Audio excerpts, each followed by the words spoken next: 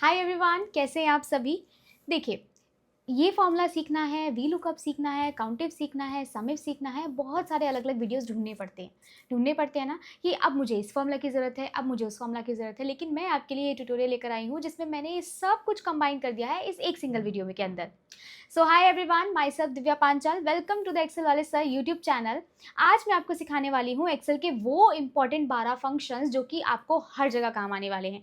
चाहे आप इंटरव्यू देने जा रहे हैं या फिर आप इंटरव्यू देके अपनी जॉब पर लग चुके हैं और अब आप काम कर रहे हैं अपनी जॉब पर, तो वहाँ पर भी आपको ये काम आने वाले हैं। ये वो 12 फंक्शन है जो एक्सेल में सबसे ज़्यादा इस्तेमाल किए जाते हैं और एक्सेल को आपके पावरफुल बनाते हैं। ये वो इंपॉर्टेंट फार्मूलाज हैं जिसकी ज़रूरत आपको एक्सेल में हर जगह पड़ती है। लेकिन अगर आप इनको डिटेल में सीखना चाहते हैं तो आपको ना इस वीडियो के अंदर मेरे साथ एंड तक जुड़े रहना होगा, जिसमें मैंने इन सभी 12 फंक्शंस को और एक दो एक्स्ट्रा मैंने बोनस भी बताए हैं, बोनस फंक्शन भी। तो वो सब फंक्शन सीखने के लिए वो भी डिटेल में आपको मेरे साथ एंड तक जुड़े रहना होगा। तो चलिए शुरू करते हैं इस सेशन को, जहाँ पर मैंने आपको सिखाया है एक्सेल के 12 बेसिक से लेकर एडवांस फार्मूलाज। तो इन 12 फंक्शंस के अंदर वो सभी फंक्शंस होने वाले हैं जो सबसे ज़्यादा रिक्वायर्ड होते हैं। अब शुरुआत जो मैं कर रही हूँ वो मेरे फेवरेट फंक्शंस के साथ कर रही हूँ, जो कि है इफ़ फंक्शन। ये इफ़ फंक्शन आखिर कहाँ इस्तेमाल होता है, कब इस्तेमाल होता है और क्यों इस्तेमाल होता है। हमें 12 फंक्शन सीखने हैं तो हम क्विकली इन सभी फंक्शंस को कवर करेंगे, डिटेल में सीखेंगे और जितना हो सके उतना आसान पैटर्न से सीखेंगे। अब आप यहाँ देख सकते हैं, मुझे एक डेटा दिया गया है जिस डेटा में मुझे कुछ स्टूडेंट के नेम दिए हैं और उनके मार्क्स दिए हैं। अब मुझे यहाँ पे पास और फेल डिसाइड करना है, जो कि मैं अपनी अकॉर्डिंगली चूज़ करूँगी। यहाँ पर वैसे आपको कंडीशन दी गई है। अब ये इफ़ फंक्शन क्या होता है, देखो लाइफ में हर जगह कंडीशन है और बात करूँ एक्सेल की तो एक्सेल में तो हर जगह कंडीशन है। आपको बोनस मिलेगा अगर आप इतना सेल्स करते हैं, आपको इंसेंटिव मिलेगा अगर आप कंपनी को इतना टारगेट पूरा करके देते हैं, आपको ये सैलरी मिलेगी अगर आप इस पोजीशन को अचीव करते हैं। अगर यानी इफ़ तो इफ़ हर कंडीशन में आप ये पेपर क्लियर करते हैं तो आपकी ये जॉब लग जाएगी, अगर आप ये पेपर क्लियर नहीं करते तो जॉब नहीं लगेगी। हर चीज़, इवन हर चीज़ दुनिया में कंडीशन बेस्ड है। तो यहाँ डेटा में क्यों नहीं, तो डेटा में जब भी कभी भी आपको कंडीशंस दिखाई दे वहाँ पर आप इफ़ फंक्शन का इस्तेमाल करेंगे। अब यहाँ पर कुछ चीज़ें ऐसी हैं जो आप कह सकते हैं कि आपको दे दी गई हैं या फिर वो अभी आई नहीं है या आने वाली है, उससे हमें फ़र्क नहीं पड़ता। यहाँ अगर मार्क्स नहीं भी होते या होते, अभी मुझे दिए गए हैं लेकिन नहीं होते, हम सिचुएशन को सोच के चल रहे हैं। मेरी कंडीशन क्या है, मेरी कंडीशन देखो, एक कंडीशन जो लाइफ आपके लिए सेट कर देती है, कंपनी आपके लिए सेट कर देती है। अब वो होगा या नहीं होगा वो आपके ऊपर डिपेंड करता है।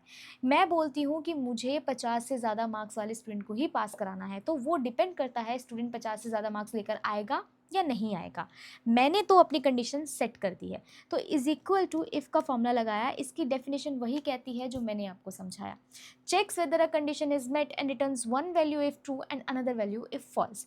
ये चेक कराएगा आपकी दी हुई कंडीशन को, और जो कंडीशन ऑलरेडी आ चुकी है उसको कंडीशन नहीं बोलेंगे, बोलेंगे कि वो आपके पास सिचुएशन आपको दे दी गई है। अब उससे आप अपनी कंडीशन को मैच कराएंगे और मैच कराने के लिए कुछ सिंबल्स का इस्तेमाल करते हैं, जैसे कि इज इक्वल टू, क्या ये चीज़ इसके बराबर है, क्या ये चीज़ इससे बड़ी है, क्या ये चीज़ इससे छोटी यानी लेस देन, ग्रेटर देन, और क्या ये चीज़ इससे बड़ी और बराबर है या छोटी और बराबर है, less than equal to, greater than equal to and then not equal to. ये कुछ सिंबल्स हैं जिनका इस्तेमाल हम करते हैं चीज़ों को चेक कराने के लिए। जैसे मैं पूछती हूँ इज इक्वल टू वन होता है true, is equal to one equal to two होता है फॉल्स। एक्सेल दो जवाब देता है, ट्रू और फॉल्स।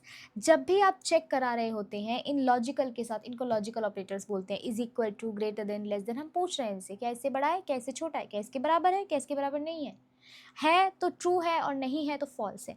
वो ट्रू फॉल्स की कंडीशन ही यहाँ पे कई सारे फॉर्मूला में लगती है, जिससे एक फॉर्मूला है जिसमें से पास और फेल के लिए हम जो इस्तेमाल कर रहे हैं if formula. Is equal to if function मैंने लगाया, ब्रैकेट को मैंने ऑन कर दिया। लॉजिकल टेस्ट में मैंने सेलेक्ट किया है यहाँ पर पहले तो मार्क्स को, जो मार्क्स मेरे आ चुके हैं, यानी जो आने वाले हैं, आ चुके हैं। ब्लैंक सेल भी होता, हम तो अपनी सिचुएशन डाल के रखते, अगर इसमें मार्क्स आते तो पास और फेल उसी टाइम पे उसको जस्टिफाई कर देता। मैंने ये मार्क्स लेके और बोला कि अगर इस सेल में, दिए हुए सेल में किसी भी स्टूडेंट के मार्क्स 50 से ज़्यादा है, ग्रेटर देन 50, तो वो पास होगा। मतलब ये चेक करेगा क्या ये वैल्यू या इस सेल में दी गई वैल्यू इस 50 से बड़ी है, तो ऊपर देखो क्या दिखा रहा है, फॉल्स, नहीं बड़ी नहीं है। बट हम तो अपनी कंडीशन डालें कॉमा, वैल्यू इफ ट्रू, अगर वो बड़ी होती तो, अगर वो बड़ी होती तो, क्योंकि हम फॉर्मूला को नीचे ड्रैग करने वाले हैं और ड्रैग करने का मतलब ये है वो हर सेल से मैच करेगा। तो यहाँ पर अगर वो वैल्यू बड़ी हुई तो, यानी वैल्यू इफ ट्रू में क्या आ जाएगा, वैल्यू इफ ट्रू में आ जाएगा पास, कॉमा। अगर वो वैल्यू बड़ी नहीं हुई तो जैसे कि आप देख सकते हैं बड़ी नहीं है, वैल्यू इफ फॉल्स, यानी जो आपने बोला कि ये वाली वैल्यू 50 से बड़ी होगी तो वैल्यू इफ ट्रू लेगा, यानी वो चेक करेगा कि 50 से बड़ी है, क्योंकि मैंने कंडीशन ये सी मैंने कंडीशन दे दी है कि अगर आप कंपनी को 30,000 से ज़्यादा की सेल्स करके देंगे तो ये कंपनी आपको इंसेंटिव देगी सैलरी में, वरना कंपनी नहीं देगी।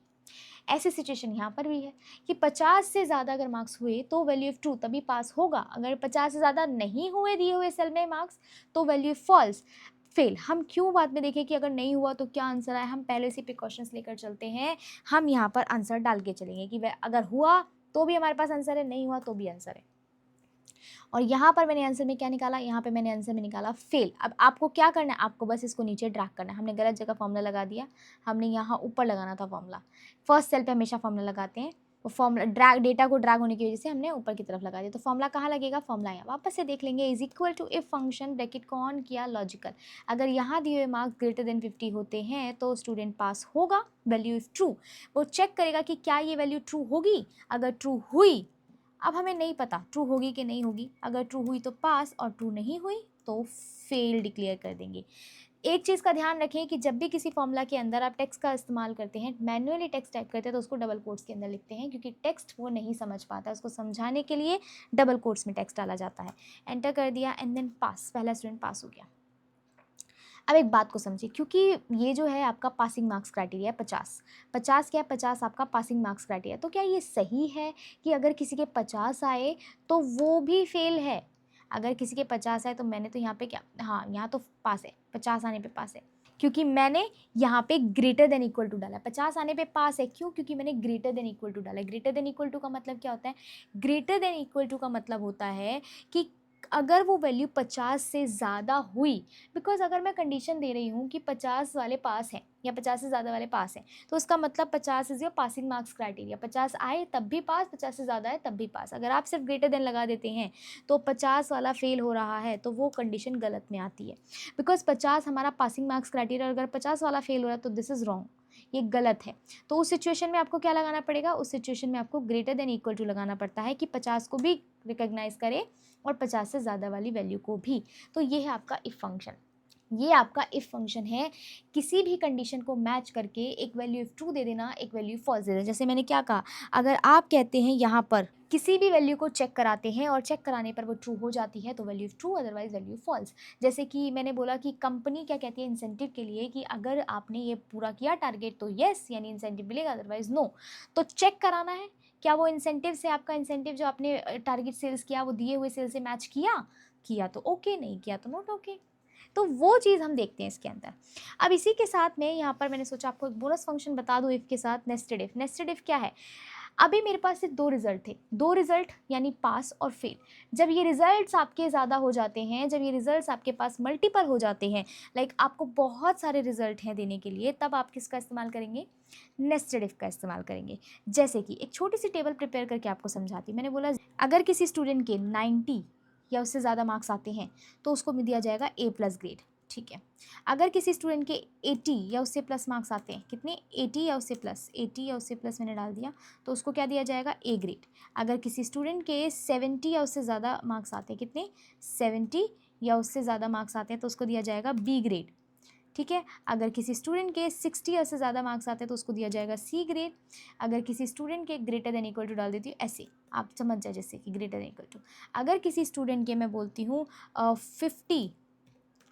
50 से ज़्यादा आएंगे तो उसको दिया जाएगा D ग्रेड, 50 या उससे ज़्यादा, ठीक है। और अगर किसी के लेस देन 50 आए तो वो क्या डिक्लेयर कर दिया जाएगा, फेल, ठीक है, फेल डिक्लेयर कर दिया जाएगा। बाकी सब ग्रेटर देन इक्वल टू, बाकी सब greater than equal to, like that, ठीक है। कंफ्यूजन नहीं हो इसलिए मैंने सारा यहाँ पे कंडीशन डाल दी, greater than equal to and this is also greater than equal to. अब रिजल्ट अभी तक तो पास फेल था, येस और नो था, इंसेंटिव मिलेगा नहीं मिलेगा, पेपर क्लियर होगा नहीं होगा, पास होगा फेल होगा। अब क्या है, अब रिजल्ट A+ भी देना है, और यहाँ पर A कर देते हैं, A भी देना है, B भी देना है, C भी देना है, D भी देना है, फेल भी देना है। इतने सारे आंसर्स एक फॉर्मूला में आएंगे कैसे, बता देती हूँ। इसके लिए हम इस्तेमाल करते हैं नेस्टेड इफ़ का। नेस्टेड इफ़ मतलब क्या, नेस्टेड इफ़ का मतलब है एक इफ़ के अंदर दूसरा इफ़ लगाना, इज कॉल्ड नेस्टेड इफ़। तो मैं यहाँ पर क्या करूँगी, इज इक्वल टू इफ़ फॉर्मूले का इस्तेमाल करूँगी, ब्रैकेट को ऑन करूँगी। मैंने किया लॉजिकल टेस्ट को सिलेक्ट। लॉजिकल टेस्ट क्या? लॉजिकल टेस्ट मतलब यहाँ पर आप चेक कराएंगे कि अगर यहाँ दिए गए मार्क्स किसी के ग्रेटर देन इक्वल टू 90 है, यानी 90 या उससे ज़्यादा, 90 या 90 से ज़्यादा, तो उसको दिया जाएगा ए प्लस ग्रेड। यहाँ तक हमें समझ में आ गया a function value of true, कि अगर ये वैल्यू मैच करेगा, अगर इस सेल में 90 से ज़्यादा मार्क्स निकले तो ए प्लस दे दिया जाए, कॉमा। अब देखो बात आती है वैल्यू इफ फॉल्स की। अगर मैंने यहाँ वैल्यू फॉल्स डाल दिया, ए डाल दिया, तो मेरा फॉर्मूला ये खत्म हो जाएगा, मैं आगे कुछ नहीं कर सकती, nothing I can do. Correct है, मैं आगे कुछ नहीं कर सकती हूँ अगर मैंने ये डाल दिया। तो मैं क्या करूँ ऐसा जो मेरा ये फॉर्मूला काम कर जाए? ऐसा क्या करूँ? वैल्यू इफ फॉल्स, कि अगर ये वैल्यू फॉल्स का मतलब क्या होता है कि अगर ये ट्रू नहीं निकला तो वैल्यू ऑफ ट्रू में ये आंसर आ जाएगा, ठीक है। अगर मत सॉरी मैंने उल्टा बोल दिया। वैल्यू यहाँ पे इसका मतलब क्या है कि अगर ये मैच करा तो वैल्यू इफ ट्रू में ये आंसर आ जाएगा, यही तो मतलब है इसका, कि अगर ये वैल्यू 90 से ज़्यादा हो गई तो वैल्यू इफ ट्रू का आंसर आ जाएगा, लेकिन अगर नहीं हुई तो वैल्यू इफ फॉल्स चल जाएगा। तो वैल्यू इफ फॉल्स में मैं एक और इफ लगा रही हूँ, मेरी चॉइस में वैल्यू फॉल्स में कुछ भी डालूँ, कि अगर वो मैच नहीं किया तो दूसरा इफ से चेक कराना कि अगर सेल सेम ही रहेगा। एक्सेल पे काम करते हो तो ये चीज़ आपको पता होनी चाहिए कि फर्स्ट सेल को ही सिलेक्ट करते हैं, फॉर्मूला नीचे की तरफ ड्रैग करते हैं लाइक अ ग्रेविटी, ठीक है। ग्रेटर देन इक्वल टू, अगर यहाँ पर दिया गया जो सेल में वैल्यू है वो 80 या उससे ज़्यादा होता है, अब की बारी ग्रेटर देन इक्वल टू 80, तो क्या दिया जाएगा उसको? ए, ठीक है, कॉमा। अभी भी हमारी वैल्यू और आंसर्स रहते हैं। अगर अब 80 भी नहीं आप देखें तो तब क्या होगा? तब एक और इफ लग जाएगा। अगर यहाँ दी गई वैल्यू 70 और उससे ज़्यादा, ग्रेटर देन इक्वल टू 70 होती है, 70 और उससे ज़्यादा होती है, तो उसको क्या दिया जाएगा? उसको दिया जाएगा बी ग्रेड, ठीक है जी। एक और इफ लगेगा, चेक कराएंगे कि अगर यहाँ दी गई वैल्यू, अब यहाँ पे मैम यही क्यों लगा रहे हैं सारा?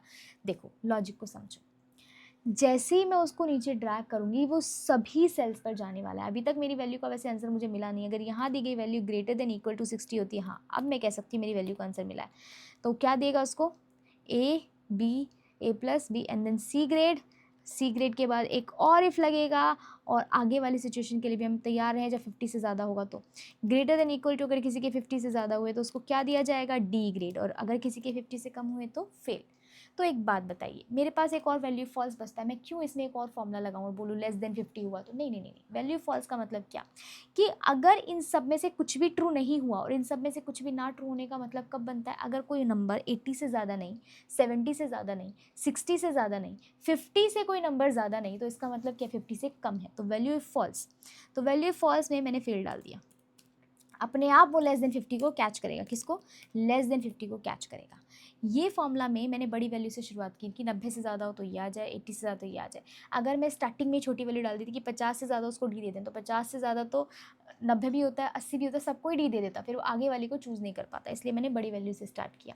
अब ये फॉर्मूला कहता है जितने ब्रैकेट आपने खोले हैं आपको उतनी मेहनत करके बंदी करनी पड़ेंगी। तो कितने ब्रैकेट्स ओपन किए? 1 2 3 4 5, तो 1 2 3 4 5 एंटर कर देंगे, और आप देख सकते हैं यहाँ पर मेरे पास आंसर निकल कर आ गया। नीचे ड्रैग कर देंगे, जिसका जो परसेंटेज सुटेबल, जो ग्रेड सुटेबल, इसको हम ग्रेड कह सकते हैं, परसेंटेज नहीं ग्रेड्स, ये हमारे लिए क्या है? ग्रेड्स निकल कर आए, ग्रेड्स, ठीक है, ग्रेड्स हैं, तो ग्रेड्स निकल कर आ गए, जिसको जो ग्रेड सही लगा वो ग्रेड दे दिया। ये क्या है मेरे लिए? नंबर। डन, डन है। अब आप एक चीज़ देखना, फॉर्मूला क्या कर रहा है आपको समझाती हूँ। पहले वाले सेल में मेरे 69 है, तो उसने क्या किया? पहले को चेक किया कि पहले वाले सेल में 90 से ज़्यादा वैल्यू है, नहीं। दूसरे पे आया, क्या 80 से ज़्यादा है? नो। क्या 70 से ज़्यादा है? नो। क्या 60 से? हाँ 60 से ज़्यादा है, तो उसने सी ग्रेड दे दिया, तो उसने सी ग्रेड दे दिया, ठीक है। जिसको डी दिया, चेक किया उसने, क्या इस सेल में जो वैल्यू 90 से ज़्यादा है? नो। 80 से ज़्यादा है? नो। 70 से ज़्यादा है? नो। 60 से ज़्यादा है? नहीं। 50 से ज़्यादा है? हाँ 50 से ज़्यादा है, तो उसने डी ग्रेड दे दिया। 50 है ना, 50 या 50 से ज़्यादा। फेल किसको दिया? सबको चेक किया, 50 से ज़्यादा नहीं, 60 से ज़्यादा नहीं, 70 के आसपास नहीं, 80 के आसपास नहीं, कुछ भी नहीं। तो कुछ भी नहीं में मतलब क्या? वैल्यू फॉल्स, वो किससे मैच नहीं करा, तो फेल दे दिया। तो this is called nested if. If देखा, इफ़ के साथ नेस्टेड इफ भी देख लिया। ये फॉर्मूलाज वो फॉर्मूलाज हैं जो आपको हेल्प करते हैं किसी भी कंडीशन पे काम करके आपको रिजल्ट देने के लिए, कि मेरा अगर ये कंडीशन ट्रू निकला तो मुझे ये आंसर में मिल जाए। क्लियर? आगे बढ़ते हैं नेक्स्ट फॉर्मूला की तरफ। अगले फॉर्मूलाज बड़े कमाल के हैं, sum if, sum if S, count if, count if S, इससे अगला जो फॉर्मूला है। अब यहाँ पर बात करते हैं what is sum if, what is count if, ये सब क्या है। अब आप कह सकते हैं कि आपको टोटल करना तो आता ही है, सम करना किसको नहीं आता एक्सेल में। मैंने बोला ये जितने सेल्स के नंबर्स हैं मुझे इनका टोटल करना है, तो मैं क्या करूँगी? मैं यहाँ पर इज इक्वल टू सम का फॉर्मूला लगाऊंगी, ब्रैकेट को ऑन करूंगी और इन सभी सेल्स अमाउंट का सिलेक्शन कर लूंगी। सारे सेल्स अमाउंट का मैंने सिलेक्शन कर लिया, ब्रैकेट बंद कर दिया, एंटर, आ गया टोटल सबका। लेकिन लेकिन लेकिन लेकिन लेकिन मेरे पास कंडीशन है, मुझे इस्तेमाल करना है सम इफ का। क्यों? क्योंकि मेरे पास कंडीशन है कि मुझे रीजन वाइज टोटल दो। नॉर्थ का क्या है, साउथ का कितना सेल्स हुआ, ईस्ट का कितना सेल्स हुआ, वेस्ट का। जब भी आपके पास किसी फॉर्मूला में कंडीशन आ जाती है तो वो सम इफ़ हो जाता है, वो खाली सम से सम इफ़ हो जाता है। तो यहाँ पर मैं किसका इस्तेमाल करूँगी, is equal to sum if फॉर्मूले का। ब्रैकेट को मैंने ऑन किया।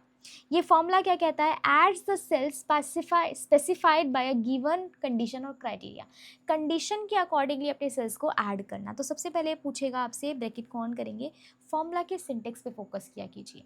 फॉर्मूला का सिंटेक्स सबसे ज़्यादा चीज़ें क्लियर कर देता है अगर आप उसको ध्यान से देखें। रेंज, रेंज क्या, वो रेंज जिस रेंज में आगे बोल रहा है क्राइटेरिया हो। तो यहाँ पर मैंने रेंज सेलेक्ट किया, रीजन के अकॉर्डिंग जाना है तो ये पूरा रेंज सेलेक्ट कर लिया। अब रेंज को मैं बताती हूँ, लॉक करना पड़ेगा, अभी नहीं करेंगे, बताती हूँ क्यों करना पड़ेगा। कॉमा डाल दिया। Criteria, this is my criteria north, ये मेरा क्राइटेरिया, ठीक है। मतलब मैं बोल रही हूँ कि यहाँ पर इस रेंज में से अगर नॉर्थ होगा तो उसका मुझे कॉमा सम रेंज, सम रेंज किसका सम करना है, अकॉर्डिंग टू द रेंज। इस रेंज में से नॉर्थ को देखेगा सिर्फ, और सम किसका करना है, इस रेंज का करना है, और इस रेंज का आपको सम करके दे देगा। लाइक इसको सिलेक्ट किया और पूरा सिलेक्ट कर लिया, ये हमारा रेंज सेलेक्ट हो गया। रेंज सेलेक्ट होने के बाद ब्रैकेट को लास्ट में बंद करके एंटर कर दिया। तो टोटल अगर टोटल देखा जाए सबका मिला के सेल्स का इतना था, उसमें नॉर्थ रीजन में जो सेल्स हुई वो इतनी सेल्स हुई। अब मैं इसको नीचे ड्रैग करूंगी। ड्रैग करने पर क्या हो रहा है, आंसर सारे, लेकिन आप एक चीज़ देखो, गलत आंसर सारे, क्योंकि रेंज पूरी पूरी नीचे जा रही है। रेंज पूरी की पूरी नीचे जा रही है and this is not right. ये सही नहीं है कि रेंज इस तरीके से नीचे जाए। तो इसलिए हम क्या करते हैं, जब भी कोई चीज़, क्योंकि डेटा शिफ्ट हो रहा है तो कहीं ना कहीं मुझे गड़बड़ आंसर देगा, नीचे कोई टेबल आएगी, आज नहीं तो कल देगा। तो आप उस मोमेंट पे क्या करते हैं, डेटा को फिक्स कर लेंगे, लॉक कर देंगे। मैम लॉक ताला लगा के लॉक करेंगे क्या? नहीं नहीं नहीं नहीं, ताला लगा के लॉक नहीं करेंगे। हाँ लॉक, वैसे वो वाला लॉक नहीं, जब समझ रहे हैं। आप क्या करेंगे, उस रेंज को सिलेक्ट कीजिए। सबसे पहले तो ये रेंज डेटा की रेंज है जिसे आपको फिक्स करना है, दिस वन, ये रेंज, ये ऐसी की ऐसी रहेगी, इसी रेंज के अंदर ढूंढे, कहीं ऊपर नीचे ना जाए। सिलेक्ट किया, फंक्शन की F4 प्रेस कर देना। फंक्शन की F4 प्रेस करके आप इसको लॉक कर लेंगे। लॉक करने से क्या होगा, वो वहीं का वहीं फिक्स हो जाएगा। डन। अब इसका ये वाली रेंज देखिए, सम रेंज, ये भी फिक्स रहेगी, तो इसको भी F4 से लॉक कर लेंगे। भाई ये रेंज भी तो मेरी फिक्स रहेगी, इसको भी मैंने F4 से लॉक कर लिया। अब एक बात बताइए मैडम, आपने दोनों रेंज को तो लॉक कर लिया, लेकिन आपने बीच वाली वैल्यू को लॉक नहीं किया जिसमें आपने नॉर्थ का सिलेक्शन किया था। अब एक बात बताइए, उसको मैं क्यों लॉक करूँगी? अगर मैं उसको लॉक कर लूँगी तो दिक्कत पता है कहाँ आएगी, दिखा देती हूँ। इसको मैंने लॉक कर लिया। लॉक करने के बाद अगर मैं इसे नीचे ड्रैग करती हूँ तो प्रॉब्लम आएगी यहाँ। वो लॉक करने का मतलब होता है उस चीज़ को वहीं फिक्स कर देना। जैसे रेंज वहीं के वहीं फिक्स हो गई, अब रेंज नीचे नहीं जा रही, आप देख सकते हैं। ऐसे ही नॉर्थ भी वहीं का वहीं फिक्स हो गया, वो नीचे नहीं आ रहा है, बल्कि मुझे नॉर्थ का, साउथ का, ईस्ट का, वेस्ट का, सेंट्रल का, सबका टोटल चाहिए। इसलिए जिस चीज़ को लॉक करने की ज़रूरत होती है उसको लॉक करते हैं, जिसको नहीं होती है उसको अनलॉक कर देते हैं। F4 से ही अनलॉक होता है, F4 से ही लॉक होता है। फंक्शन की F4, इसको नीचे ड्रैग कर दोगे एंड देन ड्रैग करने के बाद आपके पास सारे के सारे आंसर्स आ जाएंगे, जैसा कि आप देख सकते हैं। ये निकल गया रीजन वाइज टोटल। मतलब सम करना हमें पता था, इफ़ क्या करता है, कंडीशन पे काम करता, तो जब कंडीशन के अकॉर्डिंगली सम करना था तो सम इफ लगा दिया हमने। अब बात करते हैं कि अगर ये कंडीशन 2 हुई तब क्या करेंगे। ये तो हमने देख लिया कि कंडीशन लग गई तो इसलिए सम इफ हो गया, बिकॉज वो रेंज, उस रेंज में से क्राइटेरिया ढूंढा कि नॉर्थ हो, और फिर सम किसका करना है, वो रेंज ढूंढी। अब 2 कंडीशन है कि मुझे नॉर्थ में माउस का टोटल सेल्स निकालना है, ईस्ट में डेस्क का निकालना है, वेस्ट में स्कैनर का निकालना है, मतलब हर रीजन में पर्टिकुलर प्रोडक्ट का निकालना है। तो कंडीशन 2 आ गई। जब कंडीशन 2 आ गई तो फॉर्मूला भी सम इफ से सम इफ एस हो गया, यानी सम इफ्स हो गया। Is equal to sum ifs का फॉर्मूला लगाएंगे, ब्रैकेट को ऑन करेंगे, sum range. What is your sum range? Sum range, अब पहले वाले में देखो फ़र्क दिखाती हूँ। जब हम इस्तेमाल करते हैं सम इफ, क्या सम इफ इस्तेमाल करते हैं, एक सेकेंड, इसको मैं आगे की तरफ थोड़ा स्पेस ले लेती हूँ। जब आप सम इफ इस्तेमाल करते हैं तो उसमें क्या दिखाता है, देखो सम इफ, तो उसमें पहले दिखाता है रेंज, क्राइटेरिया, देन एंड में सम रेंज। हम लोग करके आए हुए, हमने किया जस्ट अभी। लेकिन जब बात करें सम इफ एस की, तो ये क्या करता है, सम इफ एस जो है, यहाँ पर आपको पहले तो सम रेंज सेलेक्ट कीजिए। सम रेंज सेलेक्ट कर लिया, ठीक है। ये सम इफ फंक्शन क्या करता है, ये पहले सम रेंज की डिमांड करता है कि किसका सम करना चाहते हो, वो रेंज को सिलेक्ट कर लो। वो रेंज को मैंने सिलेक्ट कर लिया। रेंज सेलेक्ट करने के बाद कॉमा, फिर पूछता है क्राइटेरिया, बिकॉज पहले मेरा एक क्राइटेरिया था तो सम इफ से काम चल जाता था कि ये रेंज है इसमें नॉर्थ ढूंढो, ये रेंज है इसमें साउथ ढूंढो, ये रेंज है इसमें ईस्ट ढूंढो, चल जाता था काम। अब कंडीशन अपोजिट है। अब यहाँ पर कंडीशन कुछ ऐसी है कि ये रेंज है, पहली रेंज आप देख सकते हैं क्राइटेरिया रेंज 1 उसका क्राइटेरिया 1, क्राइटेरिया रेंज 2 उसका क्राइटेरिया 2। तो पहली रेंज है मेरी क्या, पहली रेंज है कि मुझे प्रोडक्ट भी देखना है रीजन भी, तो मैंने रीजन की रेंज को चूज़ कर लिया। लॉक कर देंगे F4 से ताकि नीचे ड्रैग करूँ तो रेंज ऊपर नीचे ना हो, ठीक है। हाँ, साथ साथ सम रेंज को भी लॉक कर देंगे, याद से सिलेक्शन करेंगे और F4 से लॉक कर देंगे। उसी टाइम F4 प्रेस कर देते हो ना सिलेक्ट करने के बाद, तो उसी टाइम भी लॉक कर देता है, कॉमा। अब इस क्राइटेरिया रेंज में आपका क्राइटेरिया क्या है, इसमें मेरा क्राइटेरिया आएगा यहाँ से, नॉर्थ होगा ईस्ट होगा जो भी होगा, इसको लॉक नहीं करना चाहूँगी मैं क्योंकि नीचे ड्रैग करना है और आंसर सारे चाहिए, comma. Criteria range 2, what is your criteria range 2, product ना, प्रोडक्ट कि इस रीजन में मुझे प्रोडक्ट देखना है, तो F4 से अब मैंने इसको भी लॉक कर दिया, कॉमा। अब ये क्राइटेरिया ये वाला कहाँ से देखना है, बिकॉज फॉर्मूला क्या कहता है, जिसका सम करना है पहले वो नंबर सेलेक्ट कर लो, फिर वो क्राइटेरिया चूज़ करो जितनी क्राइटेरिया चाहिए। यानी एक मैंने बोला मेरे पास सपोज करो कुछ एप्पल्स हैं, मैंने बोला जितने भी एप्पल की सेल हुई सबका टोटल बता दो, ठीक है, बता दिया कि मेरे पास 100 एप्पल की सेल हुई। अब 50 उसमें से मेरे पास रेड एप्पल है, 50 मेरे पास ग्रीन एप्पल, तो मैंने बोला मेरे पास मल्टीपल फ्रूट्स हैं, एप्पल भी, बनाना भी, लीची भी, ग्रेप्स भी, मैंने बोला इसमें से सिर्फ एप्पल की सेल्स का टोटल दे दीजिए, तो सम इफ का इस्तेमाल होगा। लेकिन एप्पल में 50 एप्पल ग्रीन है 50 रेड है, तो दो कंडीशन हो गई कि अब मुझे रेड एप्पल का सेल्स दो, तो एप्पल होना चाहिए रेड होना चाहिए, तो वही कंडीशन है कि पहले मैं सिर्फ रीजन का टोटल सेल्स निकालती, अब नॉर्थ में सारे प्रोडक्ट का नहीं, सिर्फ माउस का। तो दूसरी क्राइटेरिया रेंज में मैंने प्रोडक्ट को सिलेक्ट किया, तो यहाँ से पहला प्रोडक्ट चूज कर लेंगे, ठीक है। तो हर रीजन के हर प्रोडक्ट का सेल्स आपको निकाल कर दे देगा। ब्रैकेट को बंद करेंगे और एंटर कर देंगे। अब वो बोल रहे हैं नॉर्थ में माउस का जो सेल्स है वो 0 है, 0 होगा तभी 0 दे रहा है। सेंट्रल में राउटर का सेल 0 है, हाँ साउथ में प्रोजेक्टर का सेल्स है और मुझे आंसर मिल भी रहा है। ऐसा नहीं कि 0 आ रहा है गलत है, नहीं नहीं नहीं गलत नहीं है, फॉर्मूला एकदम सही है, सेल्स होगा नहीं इसलिए ही 0 आ रहा है, ठीक है। सबसे पहले सम रेंज, उसके बाद क्राइटेरिया रेंज 1 यानी रीजन नॉर्थ होना चाहिए साउथ होना चाहिए, नीचे ड्रैग करें तो अपने आप नॉर्थ साउथ ईस्ट वेस्ट सब देख रहा है। सिलेक्शन वो अपने आप कर रहा है, आपको बस उसको बताना था, यानी मैंने नीचे ड्रैग किया, इनको तो फिक्स कर दिया। अब वो नॉर्थ का माउस में देखता रहे, मतलब माउस को नॉर्थ में देखता रहेगा, डेस्क को ईस्ट में देखता रहेगा, स्कैनर को वेस्ट में देखता रहेगा, तो पर्टिकुलर रीजन में पर्टिकुलर प्रोडक्ट का टोटल निकाल दिया। दो कंडीशन। सम इफ और सम इफ एस के बारे में एक चीज़ बता देती हूँ कि सम इफ में सिंगल कंडीशन डलती है, सम इफ एस में सिंगल भी डलती है और सिंगल से ज़्यादा भी, यानी 1 भी और मोर देन 1 भी। इस चीज़ को आप नोटिस करेंगे, फंक्शन बड़ा ही आसान है, फॉर्मूला बहुत कमाल का है। जब भी कंडीशन के अकॉर्डिंगली चीज़ों का टोटल करना हो तो ऐसे ही करेंगे। मैंने बोला मेरी कंपनी में मैनेजर हैं, एचआर हैं, आईटी है, सबका सैलरी का पूरा ये इतना टोटल जाता है सैलरी का, बट मैनेजर के लिए कितना जाता है सैलरी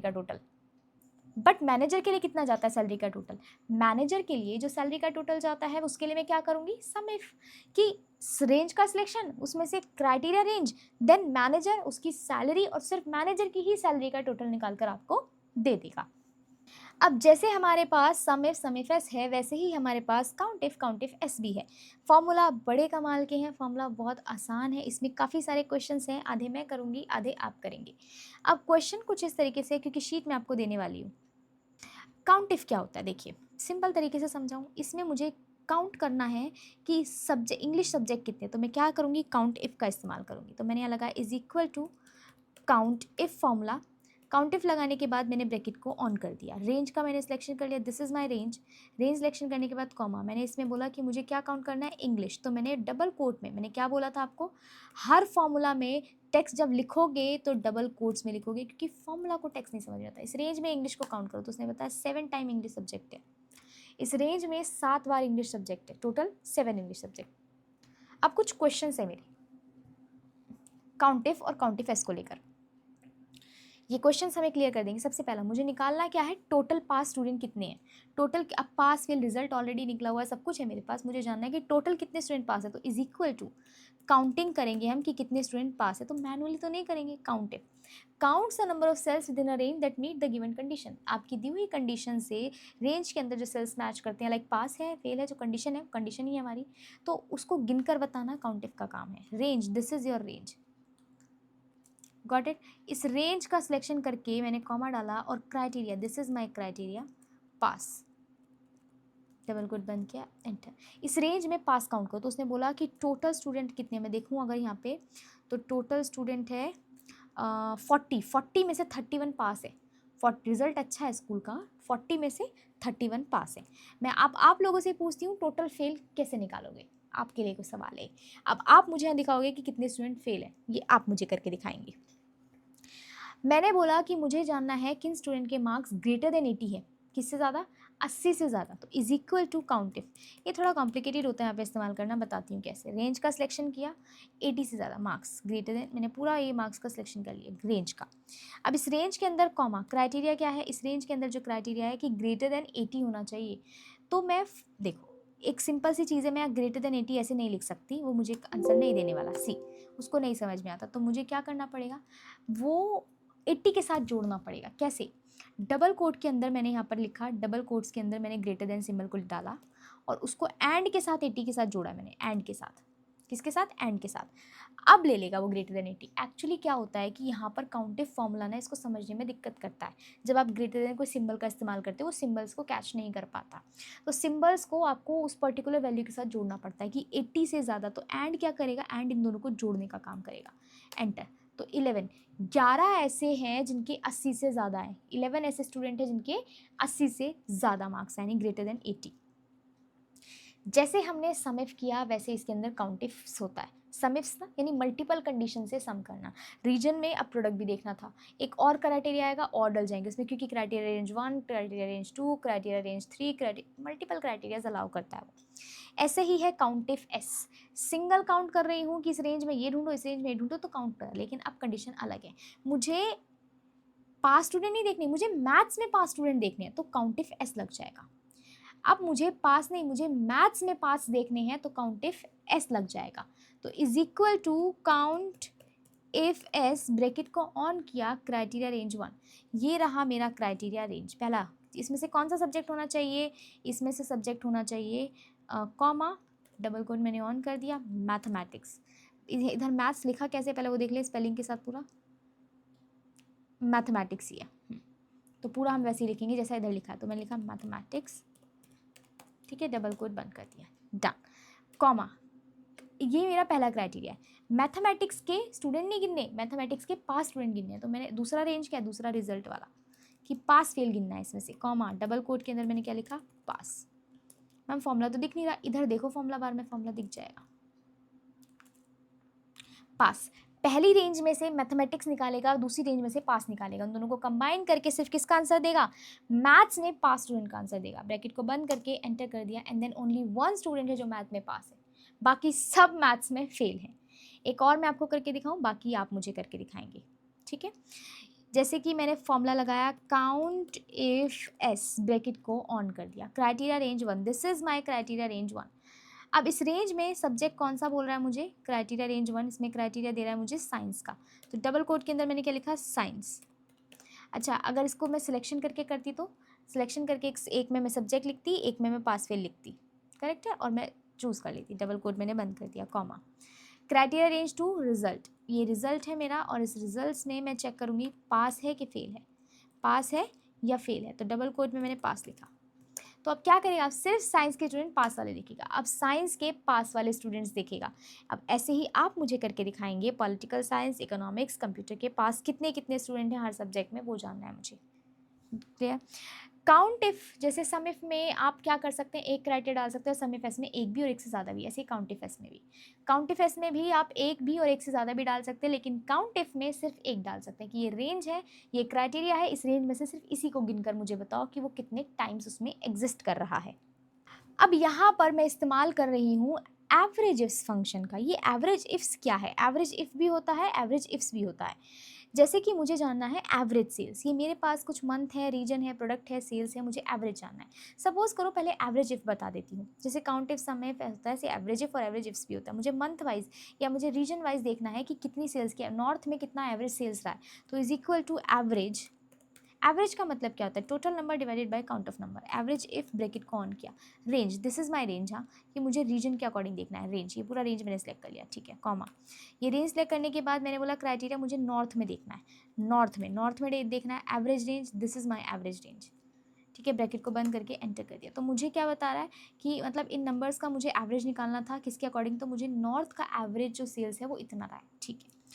अब एक कंडीशन पे एवरेज इफ लग गया, लेकिन मल्टीपल है, आपको देखना है नॉर्थ रीजन में जनवरी का, फरवरी का, मार्च का, अप्रैल का, मई का, जून का क्या रहा, फिर साउथ में सेम देखना है, फिर यहाँ पे आपको ईस्ट में सेम देखना है। तो आपको हर रीजन के अंदर हर मंथ का एवरेज सेल्स देखना है। दो कंडीशंस आ गई, रीजन भी मैच करना है, मंथ भी मैच करना है, तो is equal to average ifs का इस्तेमाल करेंगे, फाइंड एवरेज अर्थमेटिक मीन जिसे बोलते हैं हम, for the cell specified by a given set of condition और क्राइटेरिया, ब्रैकेट को ऑन कर दिया। एवरेज का रेंज, रेंज क्या होगा इसका एवरेज रेंज, तो एवरेज रेंज में मैं क्या सिलेक्ट करूंगी, नंबर्स को सिलेक्ट करूंगी, बिकॉज नंबर्स का ही तो एवरेज निकल सकता है। डन, लॉक कर देंगे क्योंकि नीचे ड्रैग करने वाले हैं, कॉमा, क्राइटेरिया रेंज 1, पहला क्राइटेरिया मैंने मंथ को चूज कर लिया, ऐसा कुछ नहीं है पहले रीजन को चूज करो फिर मंथ को, या पहले मंथ को फिर रीजन को, नो, क्राइटेरिया कुछ भी डाल सकते हो पहले, F4 से लॉक कर दिया। लॉक करने के बाद कॉमा डाला, इसमें क्राइटेरिया क्या मैच करना है, जनवरी, फरवरी, मार्च, इसको लॉक नहीं करेंगे ताकि जैसे जैसे जैसे नीचे मैं ड्रैग करूँ वैसे वैसे मेरे पास आंसर्स आ जाएं, comma, criteria range 2, this is my criteria range 2, और F4 से इसको लॉक करा, कॉमा मैंने डाला, एंड देन कॉमा डालने के बाद मैंने क्या किया, कॉमा डालने के बाद मैंने यहाँ से रीजन का सिलेक्शन कर लिया और मैंने कर दिया ब्रैकेट को बंद और एंटर।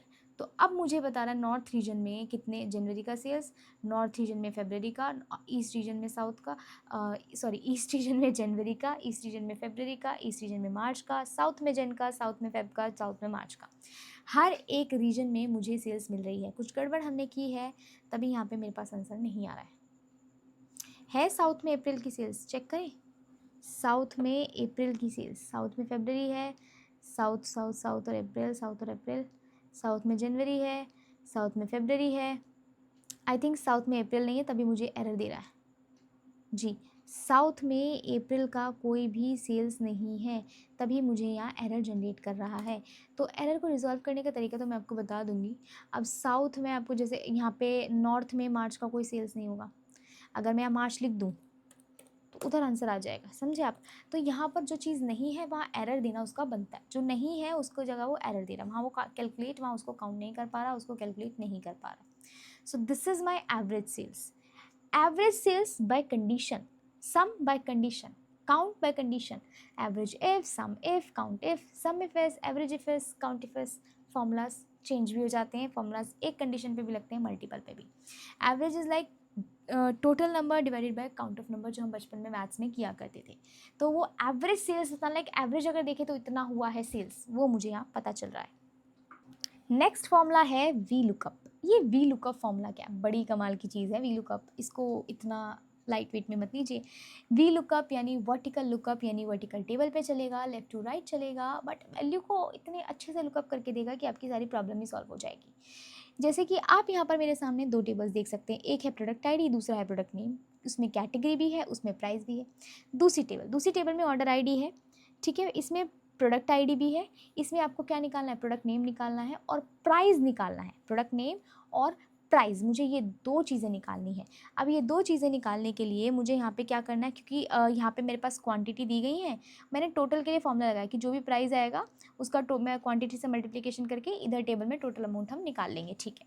बट उससे पहले मुझे यहाँ पे प्रोडक्ट और प्रोडक्ट का प्राइस तो दे दूसरी टेबल में से निकाल के, किस बेसिस पे। अब आप एक चीज़ चेक करो, दोनों टेबल में एक चीज़ कॉमन है, इस टेबल में मुझे प्रोडक्ट आईडी दी गई है, इस टेबल में भी मुझे प्रोडक्ट आईडी दी गई है।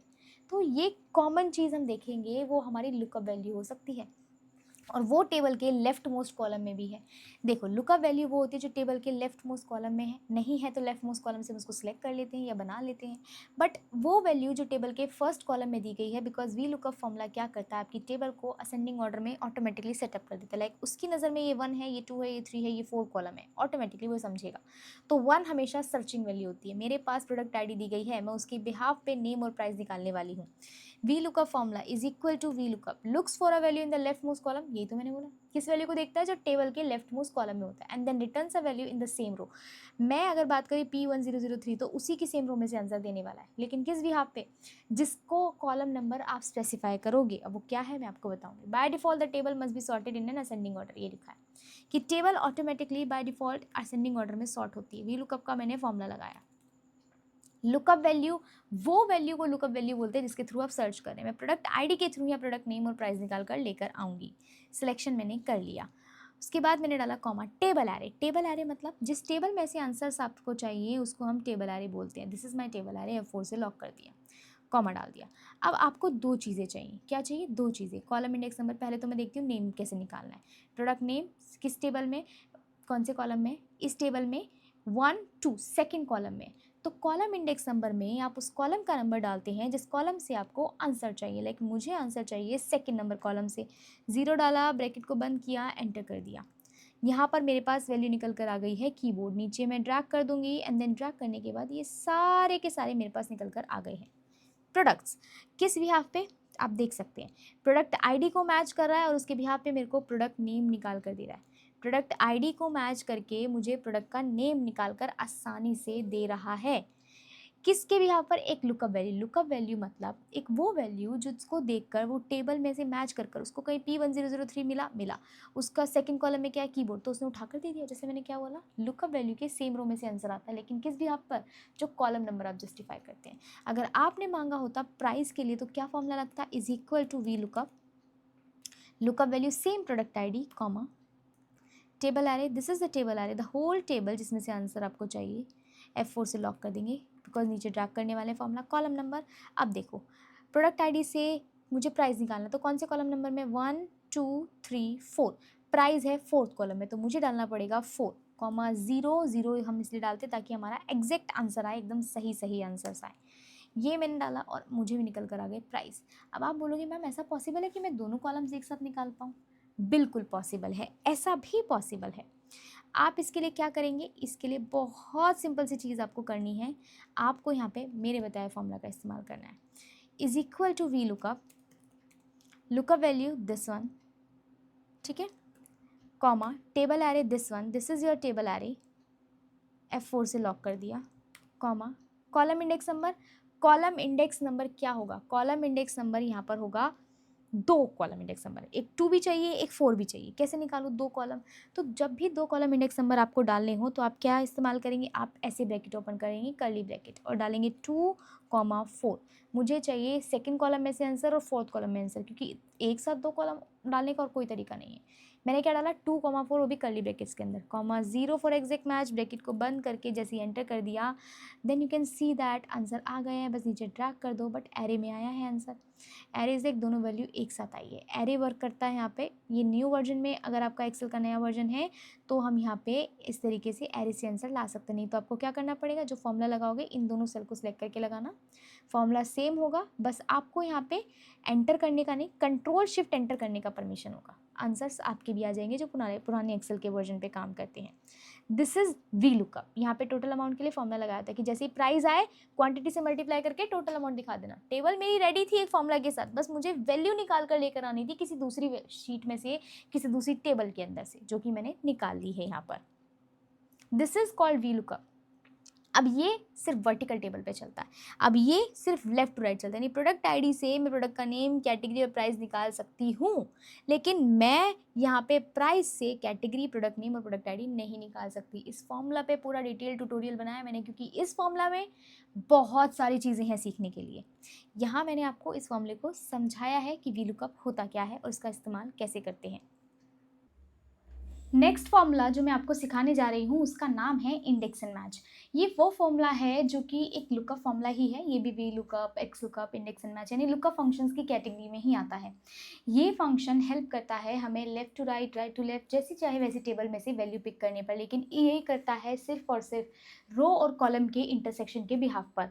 जो रो नंबर आप देंगे और जो कॉलम नंबर आप देंगे वो वैल्यू के बीच में जो भी ये चीज़ जो बीच में इंटरसेक्ट हो रही है, जैसे एक सेल के अंदर IT है यहाँ पे, तो ये IT पिक करके आपको देगा। तो अब इंडेक्स एंड मैच के थ्रू मुझे इन सभी एम्प्लॉई आईडीज़ की सारी डिटेल सर्च करनी, जैसे कि नेम, डिपार्टमेंट, सिटी और सैलरी।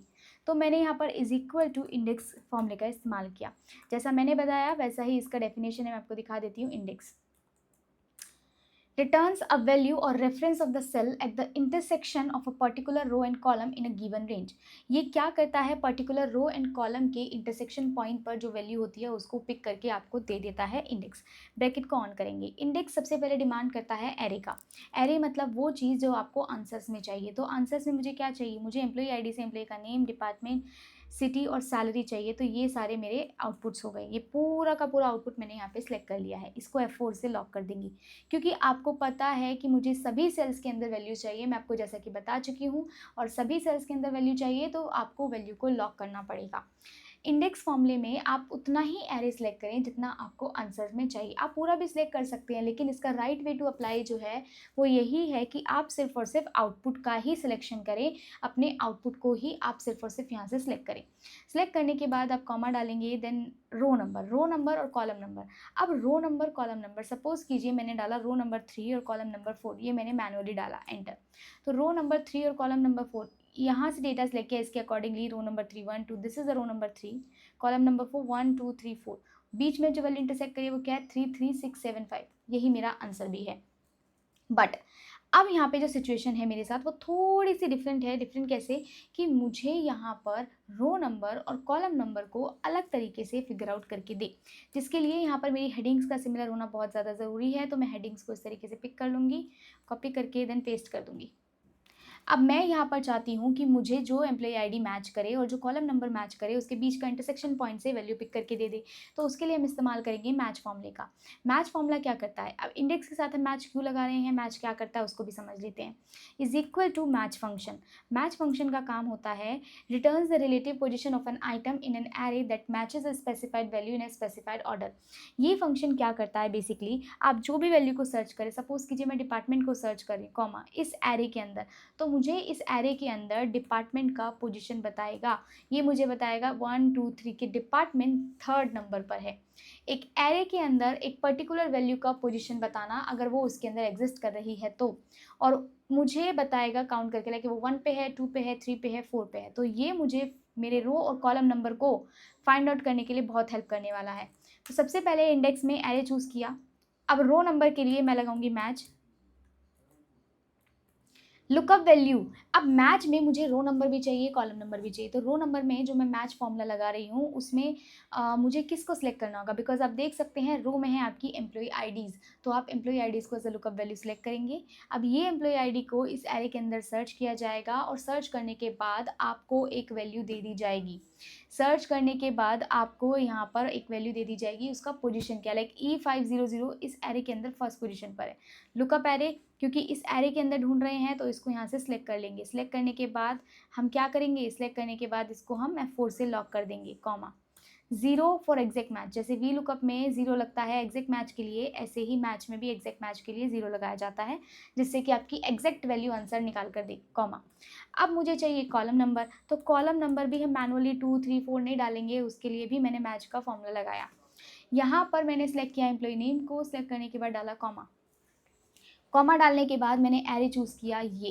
अब इस एरे के अंदर मुझे एम्प्लॉय नेम को फिगर आउट करके बताएगा वो कौन सी पोजीशन पर है। उसके बाद मैंने डाला 0, ब्रैकेट को 2 बारी बंद किया, एक बार मैच का, एक बार इंडेक्स फॉर्मूले का, और एंटर कर दिया। पहली वैल्यू तो आ गई। यहाँ पर अब ये दोनों फॉर्मूले मुझे क्या आंसर दे रहे हैं हम चेक कर सकते हैं। सिलेक्ट करेंगे, सिलेक्ट करने के बाद F9 प्रेस करेंगे और यहाँ से चेक करेंगे, like 1 column, this is the 1 column, और वैल्यू सॉरी 1 रो कॉलम नहीं, 1 रो एंड 1 कॉलम। मुझे आंसर दिया गया कि इसमें से 1 रो एंड 1 कॉलम के अंदर से मैं एंटर करूंगी, ये आ गया। अब नीचे ड्रैग करेंगे तो सारे आंसर्स आ जाने चाहिए थे, लेकिन एरर आ रहा है। अब ये एरर आने का कारण क्या है, अगर आपका पहला आंसर आ रहा है बाकी आंसर नहीं आ रहे, तो एरर आने का कारण हो सकता है तो स्पेलिंग में मिस्टेक, या फिर दूसरा कारण हो सकता है डेटा पर्टिकुलरली लॉक नहीं है। तो यहाँ पर आप देखें जो मेरी वैल्यू E507 को सिलेक्ट होना था वो इधर आ गई है, डिपार्टमेंट ऊपर से नीचे आ गया, यानी मैंने यहाँ पे लुकअप वैल्यूज़ को लॉक नहीं किया है। तो मैं लॉक करूँगी, सबसे पहले तो इसको लॉक करूँगी, उसके बाद मैं इसको लॉक करूँगी, एंटर। लॉक करने के बाद आप ड्रैग करें। अब यहाँ पर एक प्रॉब्लम आएगी, अगर आप एक वैल्यू को फिक्स कर देते हैं, उसकी जगह लॉक कर देते हैं, तो वो तो सेम ही आंसर देगी, बिकॉज हर जगह ये E500 एम्प्लॉय नेम को देख रहा है। तो इसको कुछ इस तरीके से लॉक करना होगा। चलिए मैं बता देती हूँ। तो इसको लॉक करने का तरीका थोड़ा अलग होगा। यहाँ पर हम क्या करेंगे, यहाँ पर आप एक चीज़ नोटिस करें, हमने जो रो नंबर सेलेक्ट किया उसमें मैं चाहती हूँ कि वैल्यू नीचे आए लेकिन राइट साइड नहीं आए। मतलब नीचे रो चेंज होने चाहिए, रो नंबर 5 से 6 हो, 7 हो, 8 हो, 9 हो, लेकिन ये जो कॉलम है जी, वो जी से एच ना हो, एच से आई नहीं होना चाहिए। तो इसको मैं करूँगी सिलेक्ट, और सिलेक्ट करने के बाद मैं प्रेस करूँगी F4। 1, तो किसको लॉक करेंगे हम, टू टाइम्स मैंने लॉक किया। जिसके आगे डॉलर का सिंबल होता है वो लॉक होता है। लॉकिंग और अनलॉकिंग मैंने बहुत डिटेल में समझाया अपनी वीडियोस के अंदर, आप चेक करें जाके। यहाँ पर जी को मैंने अच्छे से लॉक कर दिया है। लॉक करने के बाद मैंने 5 को सिर्फ अनलॉक छोड़ा है। क्यों? क्योंकि मैं चाहती हूँ रो तो चेंज हो लेकिन कॉलम नहीं। अब यहाँ अपोजिट है सिचुएशन में, जहाँ पर आपने कॉलम नंबर चूज़ किया। कॉलम्स चेंज होने चाहिए लेकिन नीचे रो नहीं आना चाहिए। इसका मतलब एच को अनलॉक कर दो और रो को लॉक कर दो। एच को अनलॉक कर दो और रो को लॉक कर दो। एंटर कीजिए और अभी नीचे अगर आप ड्रैग करते हैं तो यहाँ पर आपके सारे के सारे आंसर्स निकल कर आ जाएंगे। ये देखिए, लॉकिंग एंड अनलॉकिंग। अब जैसे जैसे वैल्यू ये नीचे जा रहा है लेकिन इधर नहीं आ रहा है, ये इधर है लेकिन नीचे नहीं आ रहा है, तो हमने आधा आधा लॉक किया। इसको बोलते हैं मिक्स्ड रेफरेंसिंग, एक तरीके से मिक्स लॉकिंग भी बोल सकते हैं, जिसमें एक चीज़ लॉक है एक चीज़ लॉक नहीं है, और किस तरीके से लॉक है वो पैटर्न हमने यहाँ समझा है। तो ये है index and match formula. Index and match formula row और कॉलम के इंटरसेक्शन पॉइंट पे आपको एक वैल्यू पिक करके देता है।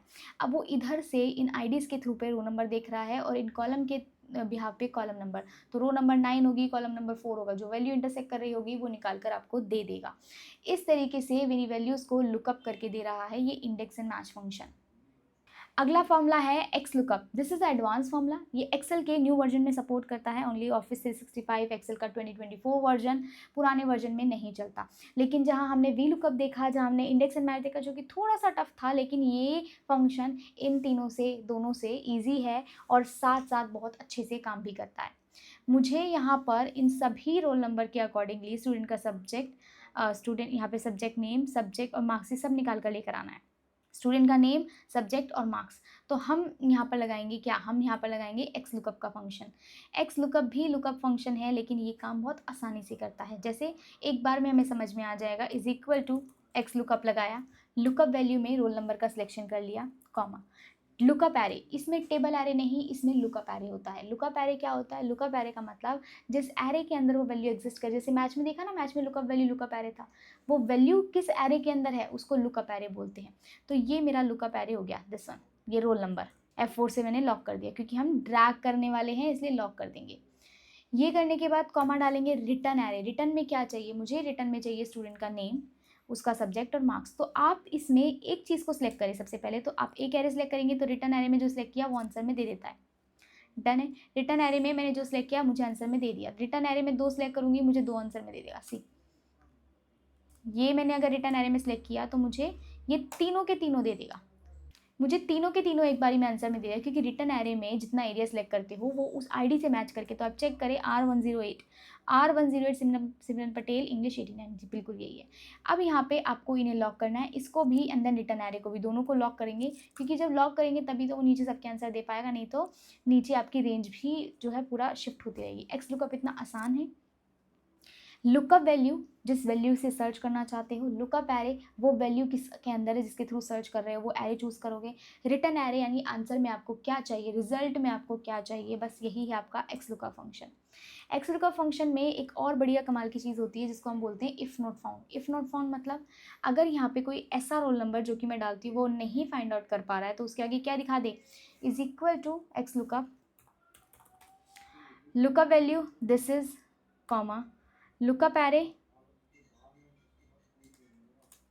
लॉक कर दिया। Return array, this is my return array. मेरे को नेम डालना है तो मैंने नेम का पूरा सिलेक्शन कर लिया, ठीक है। जो भी मैं चाहती हूँ जिस आईडी को सिलेक्ट करूँ उसका नेम आ जाए। अब मैंने ब्रैकेट को बंद कर दिया। देखो, सिंगल सेल में ड्रैग नहीं करना, लॉक करोगे तब भी कोई फर्क नहीं पड़ेगा, नहीं करोगे तब भी कोई फर्क नहीं पड़ेगा, तो आंसर नहीं आ रहा। हाँ, अगर करेक्ट रोल नंबर यहाँ होता लाइक 107, ठीक है, तो यहाँ पे R107 मेरे पास आ चुका है, तो आंसर आ रहा है। लेकिन अगर मैं कोई ऐसी आईडी डालती हूँ जो एग्जिस्ट ही नहीं करती है, जो उसके अंदर है नहीं, तो मुझे क्या दिखाएगा, मुझे एरर दिखाएगा। करेक्ट है। बट एक्स लुकअप में मेरे पास इसके लिए एक चॉइस है। आप जैसे ही आप जाएंगे रिटर्न एरे के बाद कॉमा डालेंगे, तो यहाँ पर एक ऑप्शन होता है if not found. If not found का मतलब कि अगर कोई ऐसी वैल्यू जिसको वो नहीं ढूंढ पा रहा है, अगर वो लुकअप वैल्यू आपके डेटा में नहीं है, तो उसकी जगह एरर ना दिखाए, कॉमा आपने डाल दिया, इफ़ नॉट फाउंड में जो डाल दोगे वो दिखाएगा। यानी आप जो चाहोगे वो डाल सकते हो। तो मैं यहाँ लिखना चाहती हूँ नॉट फाउंड, तो अब मुझे एरर नहीं, मैं जो लिखूंगी वो दिखाएगा। You can put anything like, आप कोई सिंबल डाल सकते हैं, कुछ भी डाल सकते हैं। अगर वैल्यू मैच कर रही 108 तो आंसर आएगा, लेकिन अगर वैल्यू मैच नहीं कर रही है तो एरर नहीं आएगी, नॉट फाउंड आएगा।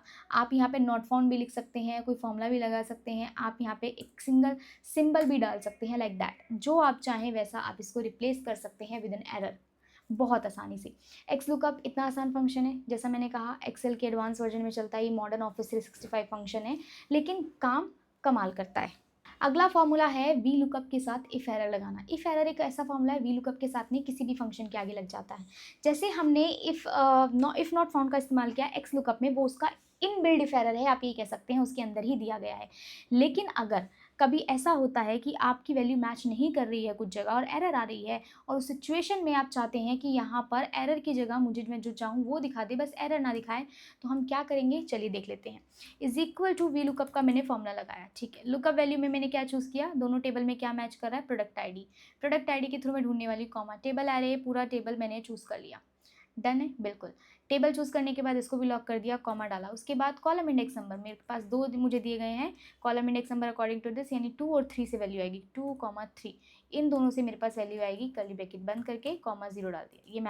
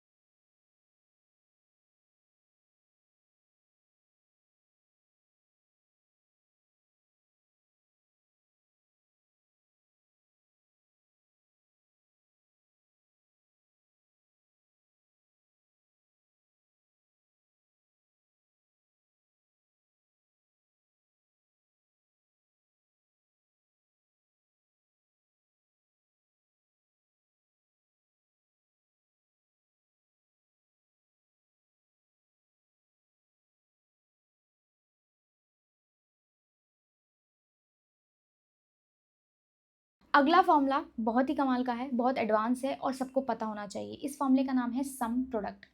सम प्रोडक्ट मतलब सम का मतलब टोटल करना, प्रोडक्ट का मतलब मल्टीप्लिकेशन करना, बट ये दोनों काम एक साथ करता है। कैसे?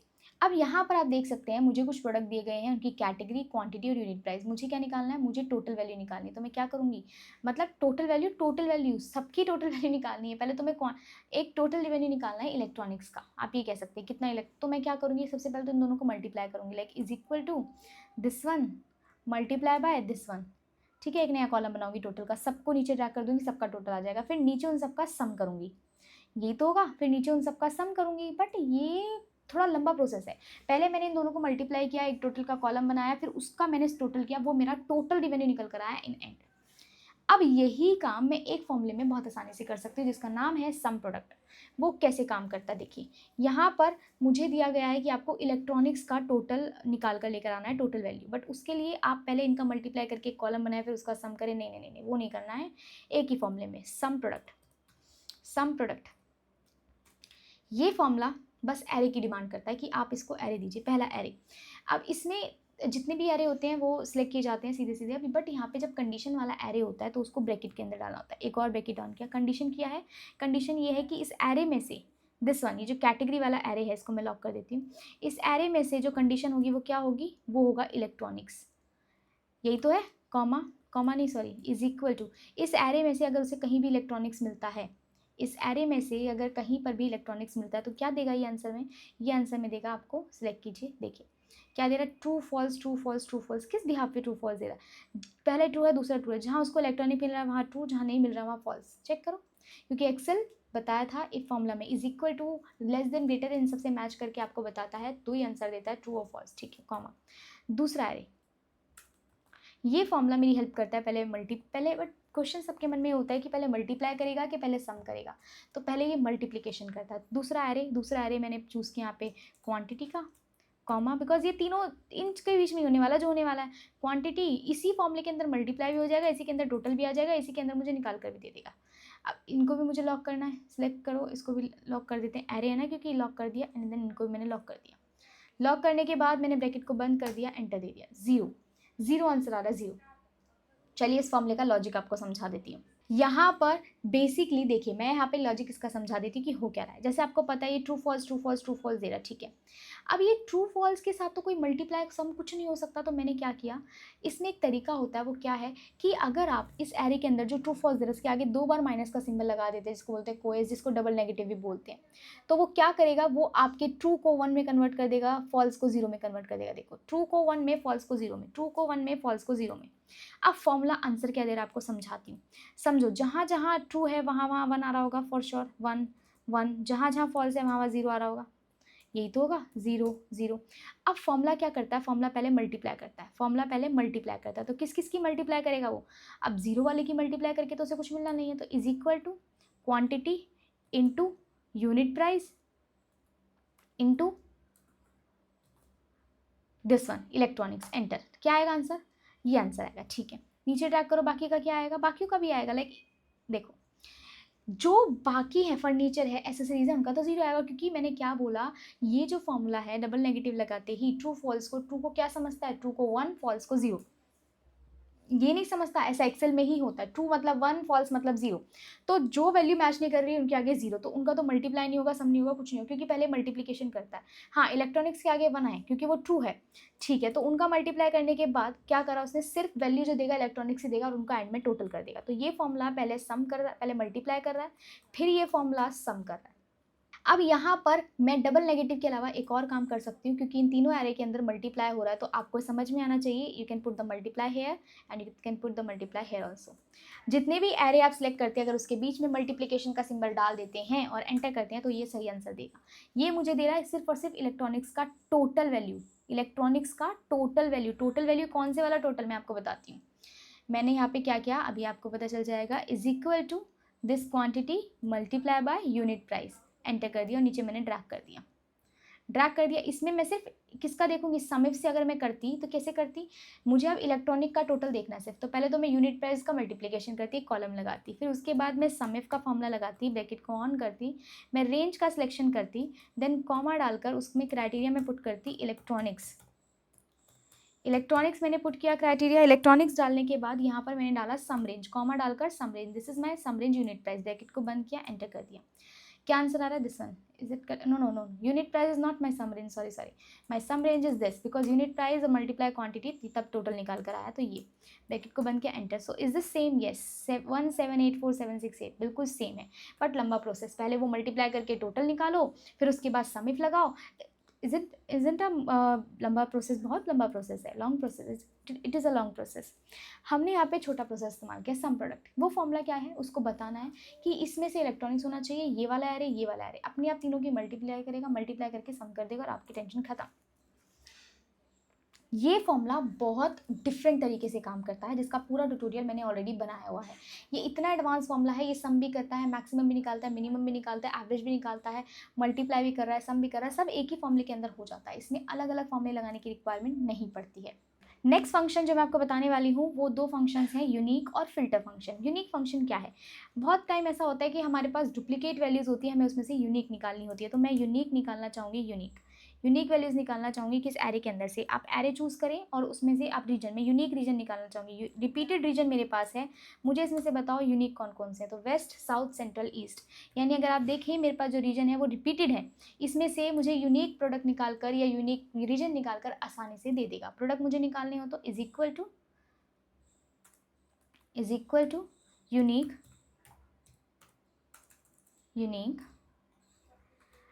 अब यहाँ पे एरे का सिलेक्शन करेंगे, एरे मतलब प्रोडक्ट, ब्रैकेट को बंद कर देंगे, बस एंटर करना, कुछ नहीं करना। तो प्रोडक्ट मल्टीप्लाई बार बार मल्टीपल मेरे पास प्रोडक्ट्स हैं, मैंने उसके यूनिक प्रोडक्ट्स निकाले, like these are my unique products.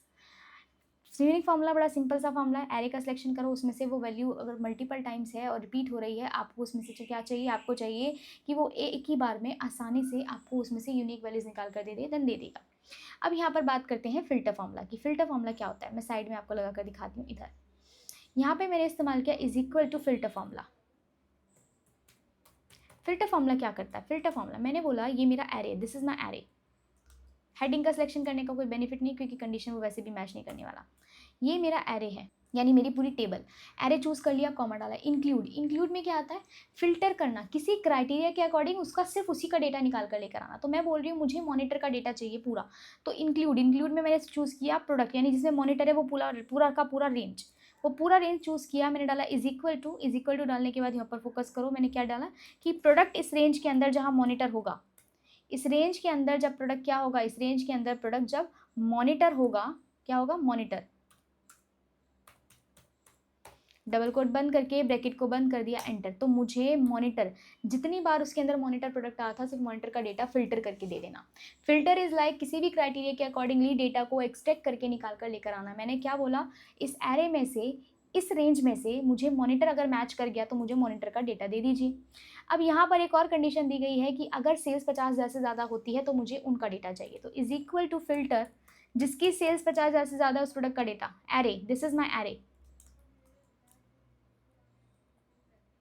Include मतलब सेल्स, इंक्लूड का मतलब यहाँ पे सेल्स, क्योंकि हमारी कंडीशन क्या है, कंडीशन को देखो, कंडीशन क्या है, यहाँ पे बोला है कि अगर सेल्स 50,000 से ज़्यादा होती है तो इंक्लूड में वो एरे चूज़ किया जाता है जिसमें से आपका क्राइटेरिया मैच करने वाला है। तो मैंने पूरा का पूरा सेल्स का सिलेक्शन कर लिया है। अब सेल्स का सिलेक्शन करने के बाद मैंने बोला ग्रेटर देन, अगर इसमें दी गई सेल्स किससे ज़्यादा होती है, अगर इसमें दी गई सेल्स ज़्यादा होती है 50,000 से, तो मुझे सिर्फ उन्हीं लोगों का डेटा दे, और डेटा पूरा फिल्टर करके देगा। क्यों, क्योंकि मैंने फिल्टर पूरे एरे पे लगाया। तो एंटर, मुझे यहाँ पर इसने सभी में से वो निकाल कर दिया है जिसकी सेल्स 50,000 से ज़्यादा। तो जैसे प्रिया बंसल का डेटा नहीं होगा, 20,000 है, तो आप चेक कर लो इसमें कहीं भी प्रिया बंसल का डेटा होगा ही नहीं। Filter is like according to the criteria, जो गिवन रेंज में मैच कर जाएगा उसको निकाल कर दे देना, चाहे वो वन टाइम हो चाहे वो मल्टीपल टाइम हो। Is called filter. Filter your data, like दो चीज़ों को सेपरेट करना, अलग अलग करना, सेपरेट करना according to this criteria. Water में से जैसे हम अलग करते हैं सैंड, तो वही ऐसा सिचुएशन है। यहाँ पर हम डेटा को अलग कर रहे हैं एक बहुत बड़े डेटा के अंदर से, लाइक मुझे ये डेटा चाहिए सिर्फ, तो वही डेटा आपको दे देगा सिर्फ। अब यहाँ पर थोड़े से मैथमेटिकल फंक्शंस पे आ जाते हैं, क्योंकि ये प्रॉब्लम सबके साथ आती है। अब यहाँ पर आप देखिए मेरे पास कुछ आइटम नेम है, उनके प्राइजेज हैं, जीएसटी उनका कैलकुलेट मैंने किया हुआ है 18% ऑलरेडी। अब प्रॉब्लम कई बार क्या होती है कि कई बार हमारे डेटा में इतनी सारी डेसिमल प्लेसेस होती हैं जितनी हमें चाहिए नहीं होती हैं। मैं ये चाहती हूँ इसमें अगर 4 डेसिमल प्लेसेस हैं, मुझे सिर्फ 2 डेसिमल प्लेसेस चाहिए, तो हम राउंड कर सकते हैं राउंड के फॉर्मूले का। राउंड फॉर्मूला क्या करता है, you can see that rounds a number two a specified number of digit, यानी आपकी वैल्यू को राउंड कर देना इसका काम है। राउंड कर देना अप टू 2 डेसिमल, 3 डेसिमल, आपकी चॉइस है। नंबर को मैंने चूज़ किया, कॉमा मैंने डाला 2 डेसिमल, 2 डालूंगी तो मतलब अप टू 2 डेसिमल तक राउंड कर देगा। ये देखिए 374498, नीचे ड्रैग कर दो, इसने मेरे सारे के सारे वैल्यूज़ को राउंड कर दिया है अप टू 2 डेसिमल। तो वैल्यू मेरे लिए आसान हो गई है, ठीक है। कई बार ऐसी सिचुएशन होती है। तो देन हमारे पास आता है राउंड अप फॉर्मूला, हमने फिर वापस से नीचे लगा दिया, is equal to round selection,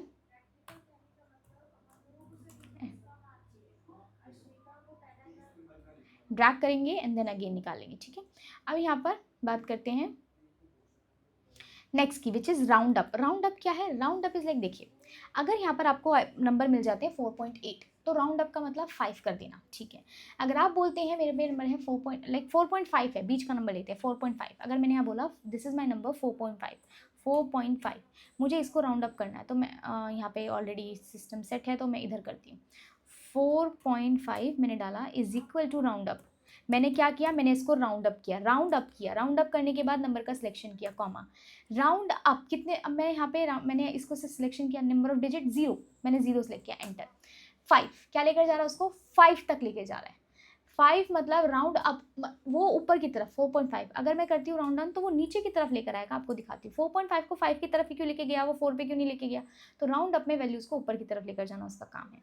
जैसे यहाँ इज इक्वल टू मैंने डाला राउंड अप, नंबर क्या है, राउंड अप मैंने डाला, राउंड अप में मैंने क्या बोला, राउंड अप करना है मुझे इस GST अमाउंट को, मैंने सिलेक्शन कर लिया, सिलेक्शन करने के बाद कॉमा डाला 0, तो क्या करेगा वो, अगर वो 8751.53 है तो उसको क्या करके लेकर आएगा आपको पता है, ये देखिए उसको कर देगा 8752, अगर वो 717.64 है तो 718 उसको कर दिया है। राउंड अप, एक राउंड फिगर वैल्यू मेरे पास आ गई है, तो कन्फ्यूजन पॉइंट का खत्म। कई बार आपको करना है डिक्रीज और आप करेंगे राउंड डाउन, अगर 4.5 को मैं यहाँ पे करके दिखाती हूँ आपको, तो क्या देगा मुझे 4.5 को राउंड डाउन करने पर, राउंड अप की जगह राउंड डाउन का फॉर्मूला लगा लेती हूँ, एंटर, 4 कर देगा, यानी कम वैल्यू की तरफ लेकर आएगा। तो let's see is equal to round down, मैंने क्या किया, राउंड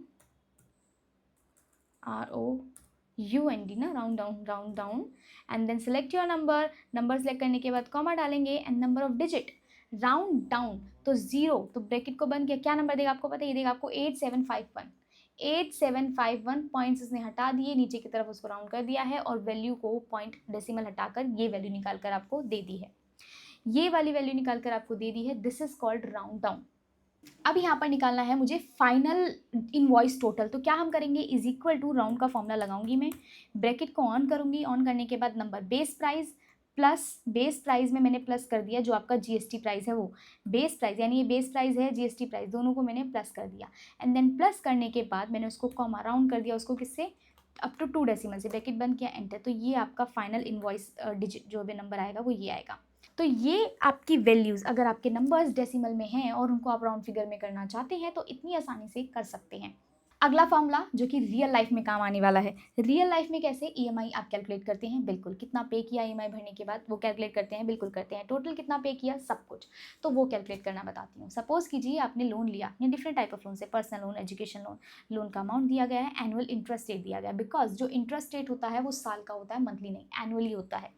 टेन्योर यानी कितने साल के लिए आपने लिया है, तो यहाँ पर मुझे ये जानना है, मैंने एक लोन लिया पर्सनल लोन और मैंने लिया 7,22,141 रुपीज़ का, 11% के साल के इंटरेस्ट थे और 10 साल के लिए लिया, तो मेरी मंथली EMI क्या बनेगी, जिसके लिए हम इस्तेमाल करते हैं PMT का फॉर्मूला।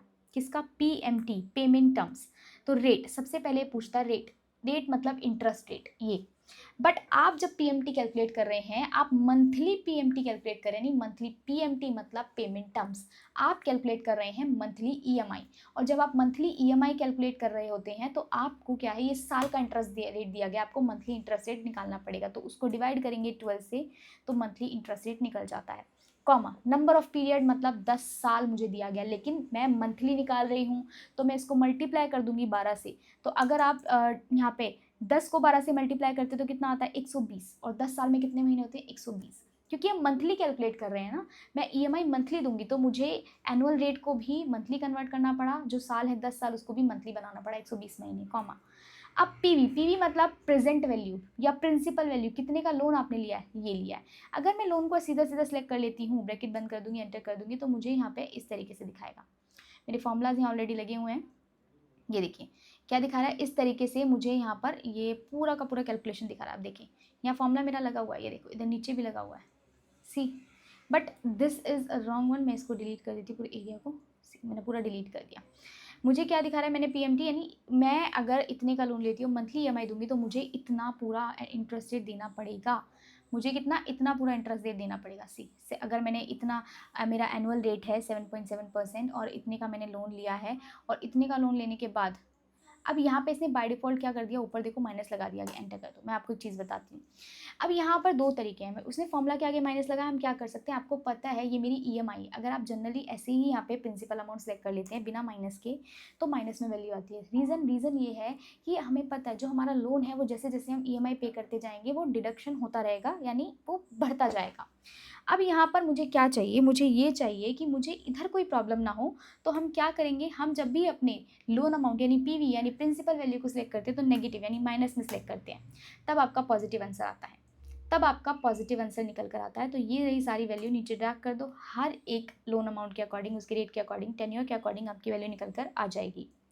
मैम अब अगर ये मंथली दिया होता, तो अगर ये 120 महीने ही दिया होता तो आपको क्या करना होता, तो आपको इसको 12 से मल्टीप्लाई नहीं करना होता, तब आप सीधे सीधे काम करते।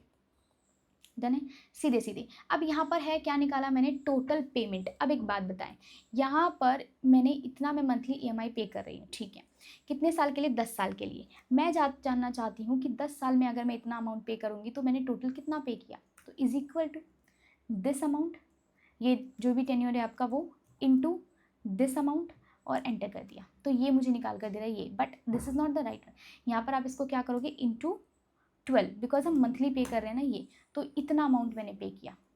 मतलब मैंने यहाँ पे लोन कितने का लिया था, इतने का। ईएमआई में जो भर रही हूँ मंथली ईएमआई, उसके अकॉर्डिंगली इतने इंटरेस्ट रेट पे मैंने क्या पेमेंट की, जब मैंने पेमेंट की टोटल पेमेंट ईएमआई को मिलाकर 10 साल तक, वो मैंने इतने, लोन लिया था 49,000 का कार लोन, और जब वो आया तो डबल हो गया। क्लियर। नेक्स्ट है, नेक्स्ट चीज़ क्या है, नेक्स्ट है यहाँ पर हमारे पास क्या दिया हुआ है, नेक्स्ट है टोटल इंटरेस्ट पे, कितना इंटरेस्ट आपने पे किया, तो इज इक्वल टू जो आपका अभी जो अमाउंट है दिस वन, ये आपने मतलब ये आपने 10 साल तक ये अमाउंट पे किया, ठीक है, माइनस आपने एक्चुअल कितने का लोन लिया था, मैंने एक्चुअल लोन लिया था इतने का, 49,000 का, मैं माइनस कर रही हूँ इसमें से, यानी लोन मेरा 49,000 का था। 10 साल बाद मैंने जब देखा तो मैंने सब टोटल 70,000 पे किए, तो मुझे जानना है कितना का मैंने इंटरेस्ट उस पर भरा। मैंने उस पर 21,000 का इंटरेस्ट भरा। कितने का, 21,000 का इंटरेस्ट मैंने उस पर दिया। This one minus this one, तो इतना मैंने इंटरेस्ट उसमें से भरा। अब ये मैं नीचे पूरा ड्रैग कर दूंगी, मेरे पास सारे के सारे आंसर आ जाएंगे इसी। ये देखिए, तो ये कैलकुलेट करना, ईएमआई कैलकुलेट करना एक बेसिक चीज़ है आपके लिए, ये आपके जनरली भी काम आएगा और आपको पता होना चाहिए। It's a mathematical formula, statistical formulas कह सकते हैं उनको। ये कैलकुलेशंस वाले फार्मूलाज हैं कुछ इस तरीके से, जो कि ईएमआई कैलकुलेट करने में हेल्प करते हैं। टोटल पेमेंट मैंने किस बिहाफ पर निकाली आपको बता दिया है, 15 साल तक मैं इतना पे कर रही हूँ, लेकिन मंथली तो इंटू 12 मैंने किया, तो यहाँ पर मुझे बताएगा like this is my total payment जो मैंने इतने साल तक पे की। एक फॉर्मूला जो आपके काम आने वाला है आपके पर्सनल लाइफ में भी, प्रोफेशनल लाइफ में भी, हर तरीके से। एसआईपी सब कराते हैं आजकल, इन्वेस्टमेंट सब करते हैं। मैंने 2,000 रुपये की इन्वेस्टमेंट पर मंथ शुरू की। अब वो मंथली जब मैंने शुरू की तो मैंने बोला कि एक्सपेक्टेड एनुअल रिटर्न, मुझे उस पर इतना रिटर्न मिलना है, यानी इतना इंटरेस्ट मिलना है 12% का हर साल का।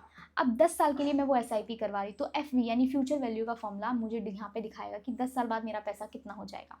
मुझे जानना है आफ्टर 10 ईयर्स कितना मैंने सेव किया, तो is equal to FV, bracket को ऑन किया, rate, what is your rate, तो रेट मतलब क्या, रेट आपको पता है, रेट 12%, बिकॉज हम मंथली निकाल रहे हैं तो इसको भी डिवाइड करेंगे 12 से, कॉमा, नंबर ऑफ पीरियड कितने टाइम के लिए, 10 साल के लिए, इसको भी मल्टीप्लाई करेंगे 12 से।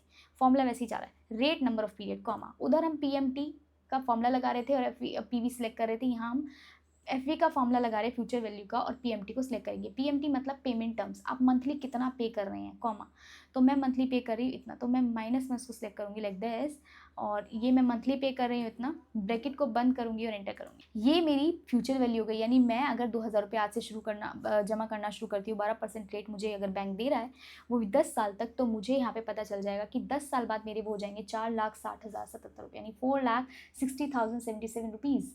और ये है मेरी फ्यूचर वैल्यू जो मेरे को यहाँ पे फ्यूचर में मिलने वाली है। तो this is my expected annual return divided by 12, मेरा मंथली का निकाल दिया उसने। मैं देन उसके बाद यहाँ पे मैंने 10 साल को मंथली में कन्वर्ट किया, बिकॉज मैं मंथली पैसे जमा कर रही हूँ और मैं मंथली ये सब काम करी, तो मंथ के अकॉर्डिंगली मेरे को यहाँ पे कितना मिलेगा आफ्टर 10 ईयर्स वो मेरे पास निकल कर आ गया। This is my future value. तो ये वो फंक्शंस जो मैंने आपको बताए, PMT FV, round functions, unique filter functions, average if, sum product, nested if function, count if, sum if, X lookup, index and match and V lookup, ये वो function है एक्सेल के जो बहुत ज़्यादा इंपॉर्टेंट है। ये कुछ ऐसे फंक्शन है जिसको प्रिपेयर करके आप कोई अपना इंटरव्यू भी क्लियर कर सकते हैं, लेकिन हर एक फंक्शन पे मैंने एक पूरा डिटेल वीडियो बनाया हुआ है, आप जाके चेकआउट करें उन वीडियोज़ को, जिसमें आपको हर एक फंक्शन में मल्टीपल क्राइटेरियाज प्रैक्टिकल वर्क के साथ आपको सिखाया जा रहा है। सो आई होप आपको यहाँ तक समझ में आ गया होगा। मिलते हैं नेक्स्ट वीडियो में। देखा कहा था ना कि वीडियो के एंड तक आते आते आप इन 12 फंक्शंस में एक्सपर्ट बन जाएंगे। एक आपको एक कमाल की बात बताती हूँ, इन सभी फंक्शंस पे मैंने एक नई डिटेल वीडियो बनाया हुआ है। आप अगर मेरा यूट्यूब पेज स्क्रॉल करेंगे, स्क्रॉल कब करेंगे, जब आपने सब्सक्राइब किया होगा, तो पहले तो एक्सेल वाले सर को सब्सक्राइब कर लो, क्योंकि यहाँ आपको मिलने वाले हैं ऐसे ही आपके डेली लाइफ प्रॉब्लम में जो आप फेस करते हैं एक्सेल के अंदर, उसके सॉल्यूशंस। चाहे मैं कोई फॉर्मूलाज के थ्रू सिखाऊं या फिर मैं आपको AI पर आकर सिखाऊं या फिर एडवांस एक्सेल के थ्रू मैं आपको सिखाऊं, तो वो सीखने के लिए आपको एक्सेल वाले सर को सब्सक्राइब करना होगा। तो ये सारे फॉर्मूलाज आई होप आपने डिटेल में सीख लिए होंगे। इन सभी का डिटेल ट्यूटोरियल भी आपको हमारे पेज पे मिल जाएगा। जैसे वी लुकअप मैंने सिखाया, उसमें multiple types of we lookup का पूरा ट्यूटोरियल आपको मिलेगा 2 से 3 घंटे का, वो जाके चेकआउट कीजिए। इफ फॉर्मूले पे आपको पूरा का पूरा ट्यूटोरियल मिल जाएगा, काउंटिव सम इफ पे आपको पूरा ट्यूटोरियल मिल जाएगा, आप उनको चेकआउट करें, वहाँ पे उनको और एग्जाम्पल के साथ और डिटेल में समझाया गया है। तो ये वीडियो पसंद आई है तो जाते जाते ज़रूर लाइक कर देना और शेयर कर देना और कमेंट भी कर देना कि आप नेक्स्ट फॉर्मूला या नेक्स्ट चीज़ क्या सीखना चाहते हैं। And bye bye, thank you for watching.